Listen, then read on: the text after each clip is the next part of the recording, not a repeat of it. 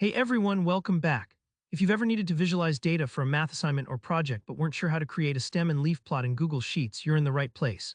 By the end of this video, you'll know exactly how to set up a clean, easy-to-read stem and leaf plot, all using simple tools in Google Sheets.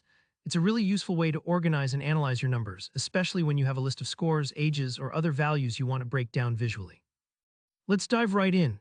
I'll walk you through making your very own stem and leaf plot step by step, and I'll show you some tricks so you can get a result that's not just accurate, but actually looks great and is easy to understand. First up, open your Google Sheets document. If you've got an assignment open or maybe you're just practicing for class, you'll want to start with a new sheet or just find a blank spot where you can work.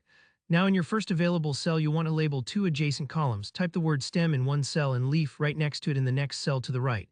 Picture it like a two-column table. This sets the stage for your plot. The stem is like the tens place in your numbers, while the leaf will represent the unit digits. This is fundamental for organizing your data and will make your plot super clear. Next, to give your plot that classic look, we're going to add a dividing line between the two columns. Here, how you do it: highlight the cell right below your stem and leaf headers and draw a border at the top using Google Sheets border tool. This horizontal line acts like the stem and leaf plotting you might do by hand, separating your headings from the data below. If you've ever seen a T-chart, it's that same idea, helping your brain distinguish between the two sides, making everything more readable at a glance. Don't worry if you haven't worked with borders before, just select the cell or cells where you want the line, hit the Borders tool up in your toolbar, and choose the top border. It's a small detail, but it's going to make your plot much neater and easier to interpret, so it's worth the extra couple of clicks. Now comes the fun part, entering your actual data. For this demo, let's type in some sample numbers for the stem column. Let's say you're dealing with test scores in the 70s, 80s, and 90s. You type 7 in the stem column for the 70s, 8 for the 80s, and so on, each stem representing a group of numbers.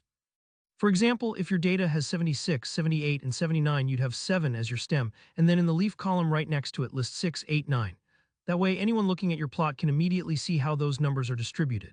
It's almost like you're unpacking a tightly packed suitcase. Your numbers get nicely separated and organized so nothing gets missed. If you have a lot of data, don't rush. Take your time as you list out each number, making sure you're grouping the right leaves under each stem. If you make a mistake or get mixed up, it's no big deal. You can always erase and adjust. The cool thing about using Google Sheets is that you can move things around until your stem and leaf plot perfectly matches your data set. And that's it. With these steps, you've built a basic, tidy stem and leaf plot in Google Sheets.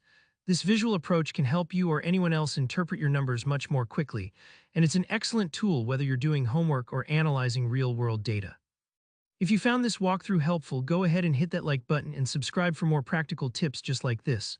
Got any questions about stem and leaf plots or ideas for future tutorials? Drop your comments below. I'm always here to help, and I love hearing what you want to learn next. Thanks for watching and see you in the next video.